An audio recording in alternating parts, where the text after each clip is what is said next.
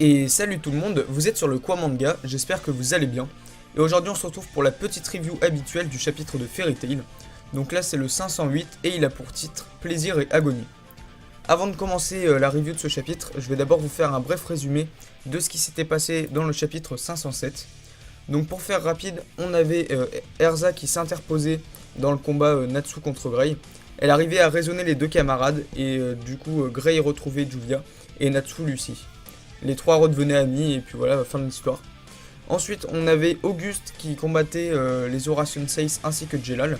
Donc le Spriggan avait largement l'avantage sur le combat. Il les maîtrisait tous, il maîtrisait chacun des Aura Senseis sur leur propre terrain de prédilection. Et je vois mal comment ils vont réussir à se démerder. Enfin, à la fin du chapitre, on avait Aileen qui venait faire un petit coucou à nos héros. Et qui terminait le chapitre par une phrase vachement ambiguë. Puisque c'était tu es moi, je suis toi et tu es moi, excusez-moi. Donc maintenant on va pouvoir commencer la review de ce nouveau chapitre qui a, je vous le rappelle, pour titre Plaisir et Agonie. Donc on a tout d'abord la petite page cover qui est assez sexy, hein, je pense que c'est le mot. Donc peut-être que ça aura un rapport avec le chapitre qui va suivre, puisque le titre c'est il y a plaisir dedans, donc peut-être que c'est un rapport avec ça. Alors première page. L'infaillible Makarov, la dernière lumière de sa vie illumine le champ de bataille. Donc on retrouve Minerva et Rogue, qui ont l'air assez amochés, mais apparemment ils ont réussi à vaincre les Historia. Donc il y avait Wall, enfin je sais pas comment on dit, mais Wall, il y avait le mec qui a buté, enfin qui a soi-disant buté Gadjil, je me souviens plus de son nom. Ok, donc apparemment ils ont réussi à vaincre les Historia. On dirait qu'on l'a fait, ils disparaissent. Ils étaient morts depuis le début, c'est difficile de savoir si nous les avons battus ou si leur invocateur a été battu en premier. Mais de toute façon, on a gagné. Oui, donc en fait, Nineheart avait été tué par Natsu. Donc soit à partir du moment où il est mort, eh bien, les Historia se sont désactivés, mais ce qui m'étonnerait. Soit, je pense plutôt que, au moment où Nineheart a été mis KO, et bah ça a dû vachement affaiblir les Historia et que du coup ça a laissé l'occasion à Minerva et à Rogue de les achever. Dans tous les cas, c'était quoi cette lumière aveuglante à l'instant? Ferrilo, le sort le plus puissant de Makarov. C'est une magie qui détruit seulement ceux que le lanceur considère comme des ennemis. Une chance que l'on soit réconcilié avec Fairy Tail, pas vrai? Ouais, effectivement, parce que quelques temps en arrière, vous seriez pris le sort aussi.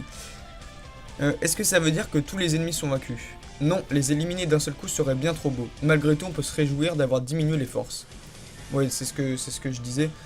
Faut bien laisser un peu de place aux petits combattants qui servent pas à grand chose, les membres un peu lambda de Fairy Tail et des autres guildes, parce que sinon ça serait un peu trop facile, tout le monde pourrait se jeter sur les Spriggan et là ça serait déjà un peu plus chaud pour eux.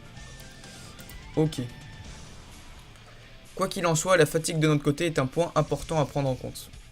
C'est vrai que c'est pas faux ce qu'il dit, parce qu'ils en ont quand même bien chié, et du coup, je crois pas qu'il y ait un seul membre des guildes alliés qui soit encore ultra chaud, pas du tout fatigué ni blessé. Ok, donc là on retourne sur Yukino et sa sœur. Tous les ennemis devant nous ont été soudainement battus d'un coup. Fro pense pareil. Oui, il y a les deux chats là, Froche et... je sais même plus comment il s'appelle l'autre. Je n'ai aucune idée de ce qu'était cette magie, mais ça nous a sûrement sauvé la vie. Pas vraie grande sœur. Combien de fois dois-je te le répéter? Je ne suis pas ta sœur, d'accord? Ok, bon. Je dois l'avouer, c'était un petit sœur assez voyant. Qu'est-ce que c'est? Ok, donc une lumière. Qui est-ce? À cause de ça, nos forces ont été considérablement diminuées, c'est effectivement problématique. Oh, mais ce serait pas Rakaïd, ça? Est-ce qu'on n'aurait pas des petites révélations sur lui par hasard? Parce que Zelef nous avait introduit... Enfin, Zelef, quand il avait introduit Rakaïd, avait laissé entendre qu'en gros, c'était le seul capable de vaincre Archnologia, et que c'était un peu l'atout de Zelef. Donc peut-être qu'on va savoir dans ce chapitre ce dont il est capable. Alors, donc, je reprends. Donc, il est de mon devoir de retourner la faveur juste un peu. Je ne serais pas capable de faire face à mon père sinon. Ok, donc d'un côté, on a Makarov qui a fait Ferrilo. Et là, apparemment, Rakaïd va retourner un peu la situation pour équilibrer le champ de bataille. Qu'est-ce qui va nous sortir? Petite lumière derrière. On dirait vraiment un dieu. Et je sais pas trop ce qu'il a derrière lui. C'est des tombes, c'est quoi? Je vois pas trop là. Il est assez stylé quand même, Rakaïd. Il est si divin. Fro pense pareil. Il me saoule, Fro. Je sais pas pourquoi. C'est un autre membre des 12. Je l'ai aperçu au nord. Oh, s'il pense qu'il peut nous faire face toutes les deux à la fois, il va avoir une surprise. Ouais, enfin, toi, fais pas trop la maline, hein, parce que... Déjà que tu te fais battre par Lucie, hein. Je suis là, tu sais, au cas où tu l'aurais oublié. Et Fro aussi. Ils croient qu'ils vont faire quoi, eux? C'est des chats, ils croient qu'ils vont aller battre Rakaid. Vous imaginez le coup final donné par Fro et Lecteur? Ouais, je crois que c'est ça son nom. Ok, donc zoom sur Rakaid. Je dis que je vous retournerai la faveur, n'est-ce pas? C'est-à-dire, je vais me charger de tous ceux qui ont osé s'opposer à nous. Grand éclat de lumière. Qu'est-ce que c'est? Qu'est-ce que c'est? Qu'est-ce que c'est? Tellement brillant, je suppose. De la lumière. Permettez à leurs âmes pures et blanches l'ascension vers les cieux libres. Ok, il parle un peu... Il parle d'une manière chelou, hein. Ok, donc... Comment elle s'appelle? C'est Sorano, elle, je crois. C'est Yukino et Sorano, si je dis pas de conneries. Donc elle a l'air de trembler, ou je sais pas trop. Il y a des petits cœurs, donc c'est un orgasme. Ok. Grande sœur. Grande sœur, s'il te plaît, tiens bon. Donc on retourne sur Rogue et Minerva. Minerva a l'air d'avoir la même chose. Mon corps est... Donc il y a Rogue qui essaye de l'aider. Mademoiselle, ne me touche pas. C'est quoi ce bordel, les gars? Franchement, on dirait vraiment qu'elles ont un orgasme, je sais pas trop. Ça ne sert à rien. Et je sais pas si elle a mal ou si elle éprouve du plaisir, je sais pas du tout. Je pense que c'est un rapport avec ça, parce que le titre c'est Plaisir et Agonie, donc... Quoi, qu'est-ce qu'il est en train de se passer? Ok, donc Rogue a l'air de subir la même chose. C'est pas bon du tout. Ouais, effectivement. Qu'est-ce que c'est que ce pouvoir? Donc il y a la petite, là je sais plus comment elle s'appelle, la fille de Bisca et de Harvak. Papa, maman. Il y a Macao aussi qui a l'air de subir le sort. Et pas mal d'autres membres de Fairy Tail. Qu'est-ce que c'est? Je me sens si bien. Ouais, donc il y a bien une notion de plaisir. Et en même temps d'agonie, puisqu'ils sont totalement... Enfin, ils peuvent rien faire. Ok, donc on a un peu tous les membres de Fairy Tail. Par contre, Roméo n'a pas l'air d'être affecté par le sort. Donc je sais pas, c'est peut-être seulement les adultes qui sont touchés. Parce que jusque là, la petite fille de... Enfin, la fille de Arzak et de Bisca n'a pas été touchée. Roméo non plus. Donc c'est peut-être un truc du genre. Luxus lui aussi est affecté. Alors Mavis, c'est là où on va savoir si c'est vraiment une notion d'âge adulte ou pas. Qu'est-ce que cela veut dire? Quelle sorte de magie est-ce? Seuls les adultes tombent les uns après les autres. Ouais, c'est peut-être la théorie qui se confirme. Non, ce n'est pas ça. Ouais, parce que Warren n'a pas l'air touché par ce sort. Quelle est exactement cette magie? Je sens le truc what the fuck arriver, les gars. Non, ça touche Mavis aussi? C'est quoi ce bordel? Mon corps, j'ai si chaud. Ça ne se peut pas. Et je ne peux pas y résister. Non mais c'est quoi ce bordel? Donc apparemment c'est pas une histoire d'âge adulte ou d'enfant. Parce que Mavis est touchée également. Et Kana, elle par contre ne l'est pas. Donc Gildort. Non, le mec il arrive, il fait une entrée fracassante. Il démonte God Serena en un coup. Et par contre il se prend... il tombe comme une merde sur un sort de plaisir ou je ne sais quoi. Qu'est-ce qui te prend tout d'un coup? Reprends-toi. Oh cette tête les gars. C'est vrai que Gildart c'est un gros pervers lui, le mec s'est tapé je sais pas combien de meufs. D'ailleurs quand il retrouve Kana, si je me souviens bien, il sait même plus avec qui il l'a eu, donc c'est pour vous dire. Lui il a l'air super bien. Ce n'est pas le genre de tête que je veux devoir faire alors qu'on est en plein milieu d'une guerre, tu me dégoûtes. Mais c'est si bon. Petit troll. Donc on retourne sur le combat entre les Horation 6 et Auguste. Ils ont l'air tous morts. Enfin mort, c'est une expression, mais ils sont tous KO. Rakaid, utiliser une telle magie pour une bataille si fade. C'est vrai qu'Auguste, il avait pas spécialement besoin d'aide, d'après ce qu'on avait vu. Donc on retourne sur Aileen et Erza. Est-ce que ça va affecter Erza et Wendy, etc. Je suis toi et tu es moi. Oui, donc on revient sur la phrase bizarre. Je ne comprends rien à ce que tu dis. T'inquiète pas, moi non plus, Erza. Non, Aileen aussi va être touchée. Cela doit être Rakaid. C'est notre chance, amener Natsu et Grey en sécurité. On s'en occupe. Que comptes-tu faire? Je dois confirmer les vraies significations des mots de cette femme. Oui, on aimerait bien que tu confirmes, parce que j'ai rien compris non plus. Ouf, oh là là, ce sort, les gars. Elle lâche une grosse boule de feu. Non. Wendy qui stoppe l'attaque. Bon bah bien ouais, hein, parce que là... Ah, badass Wendy sur cette case. Putain, elle a arrêté un sort, les gars. C'est là où vous voyez que Wendy commence à prendre de l'importance quand même. Parce que entre le Dragon Force et tout, elle commence à devenir assez balèze elle aussi. Une magie d'enchantement. Qui aurait cru que la magie de Racaille ne serait pas efficace sur aucun d'entre vous? Ouais, dommage, t'es mal tombé, ma pauvre. Maudit Moom. elle a l'air affectée par contre. Qu'est-ce que c'est que cette merde, les gars?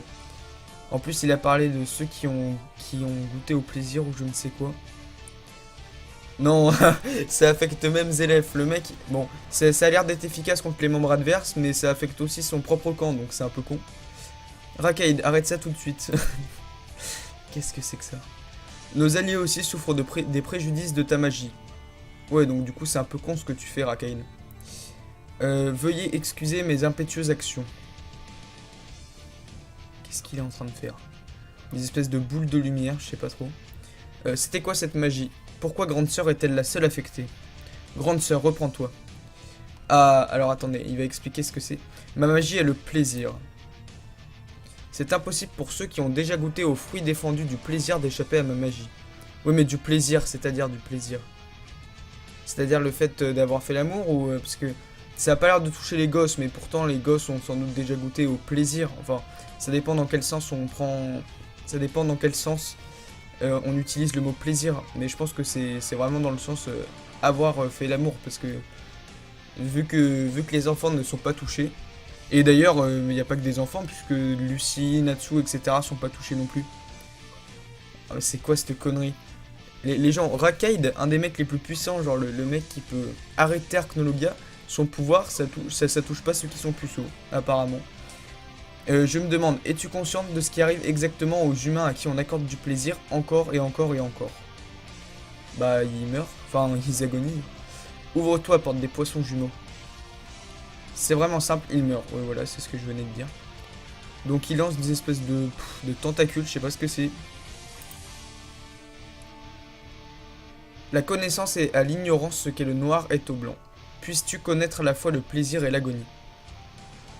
Ok, donc soit les gens ont déjà goûté au plaisir, et dans ce cas-là, eh ben, il n'a pas besoin de les toucher ou quoi que ce soit, et le sort marche directement contre eux. Soit il peut affecter les personnes qui sont immunisées entre guillemets contre ce sort en leur balançant des espèces de tentacules ou je sais pas trop. Parce que là Yukino ça a l'air de bien marcher sur elle. Hein. Qu'est-ce qui se passe? Ce n'est pas bon. Non, même les chats. En vrai c'est vraiment bon. Fro aussi. Mais les mecs, c'est quoi ce chapitre? Sir Lector, Sir Frosh, reprenez vos esprits. Ok, les tentacules sont coupés. Blanc, lumière, accordé du plaisir. Il est difficile d'imaginer que tu es un camarade du mage noir. Oh, Kagura. Donc elle non plus n'est pas affectée par le sort. Kagura, la sirène pure, un éclat de son épée détruit la lumière du mal. Je suis bien plus que son camarade, Zélef est mon père. Ok, le mec qui nous balance ça comme ça, normal. Ah ouais, quand même. Oh oui, et mon père, mais c'est qui la mère? Non. Les gars, on sait que Mavis a été touchée par le sort. Si la magie, c'est bien le fait d'avoir fait l'amour, enfin pratiqué l'acte sexuel ou quoi que ce soit, je veux pas en savoir plus, ça voudrait dire que sa mère pourrait être Mavis. Mais elle a 12 ans, putain, non, c'est pas possible. Soit il dit que c'est son père parce que c'est une création de Zélef, ce qui est possible, comme Natsu par exemple. À la base, c'est le frère de Zélef, mais il a réussi à le recréer. Soit c'est Mavis la mère, parce que franchement je vois que ça. Non mais les gars, non, c'est glauque, elle a 12 ans putain. Enfin en réalité elle a pas 12 ans parce qu'elle a la malédiction d'Anxeram et tout le bordel, mais... Ouais. En fait ça dépend vraiment de... Parce que le pouvoir je suis quasiment sûr que c'est ça, c'est évident. Par contre pour le coup de Zélef et mon père, ça dépend dans quel sens il veut dire père. Genre père vraiment plutôt spirituel ou père biologique. A suivre dans le chapitre 509, Kagura versus Rakaid. Ça peut être un combat plutôt pas mal. Ok, bon, chapitre à la fois intéressant et quand même vachement... Enfin, comment dire, c'était marrant, mais disons que ça défonce un peu le rythme Jusque là on avait des batailles sérieuses et tout, et là ça part un peu en couille. Enfin carrément en couille même. Mashima, mets-toi Wentai hein, si tu veux, parce que là ça part quasiment là-dessus. Ouais, c'est bizarre. Mais on a quand même des révélations intéressantes. Donc notamment, bon, on en a pas beaucoup plus appris sur Aileen. Mais on sait déjà que, enfin, on a un petit point de vue sur la bataille, heureusement, parce que je me souvenais plus de tout ce qui s'était passé. Donc on sait que les Spriggan, enfin les Historia ont été bel et bien vaincus. Ensuite on a Rakaid qui monte son pouvoir, donc ça c'est plutôt pas mal. Donc pouvoir, je vais pas plus m'attarder dessus, parce que vous savez ce que j'en pense maintenant. Qu'est-ce qu'on a d'autre? Et ben on a surtout ça. On a un petit combat, enfin on a le début du combat entre Wendy, Erza contre Aileen. Donc ça peut être plutôt intéressant. Erza est déjà pas mal affaiblie, donc j'espère que Wendy est prête. Hein. Parce que même si elles sont à 2 contre 1 contre Aileen, ça va être chaud quand même. Hein. Je vous le cache pas. Après Wendy a l'air d'avoir vachement progressé quand même, hein. Surtout qu'elle a le Dragon Force et tout. Et jusque là, enfin je crois pas qu'on ait vraiment vu... enfin si, vite fait contre Di Maria. Mais sinon on n'avait pas vraiment vu les résultats de son entraînement. Et après ce que je me demande c'est, si Rakaid est battu, est-ce que son sort s'arrête? Est-ce que son sort s'arrête? Je pense que oui, mais... Bah, là en fait à la fin je sais même pas s'il l'a stoppé au final. Je pense que oui, puisque Zelef lui a demandé d'arrêter. Ouais, je sais pas trop. Mais bon, des infos quand même assez intéressantes mine de rien. La révélation de fin aussi, comme quoi Zelef est le père de Rakaid. Bon, c'est sûr qu'ils avaient un lien de parenté, puisque Rakaid, son nom de famille, c'est aussi Dragnir aussi. Donc c'était un peu obligé, mais ce que je me demande surtout, est-ce que c'est son père spirituel ou biologique? Ok. Et bah c'était un... Je sais pas si je peux considérer ça comme un bon chapitre, c'était marrant, mais ça casse un peu le rythme selon moi. Donc faut voir. J'espère que le combat de Kagura contre Rakaid, ça sera moins fanservice quand même. Parce que là c'est clairement du fanservice. Ouais, espérons que ça soit un peu moins porté sur les boobs et tout.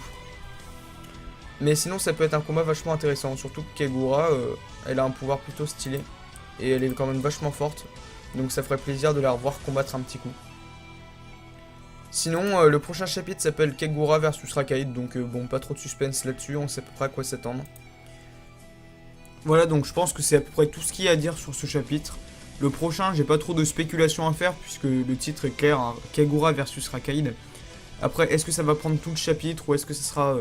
entrecoupé avec des passages du combat de Wendy et Erza contre Aileen, peut-être. Peut-être qu'on aura aussi la révélation de l'identité d'Aileen.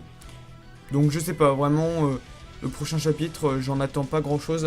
J'espère juste que ce sera un combat plutôt stylé.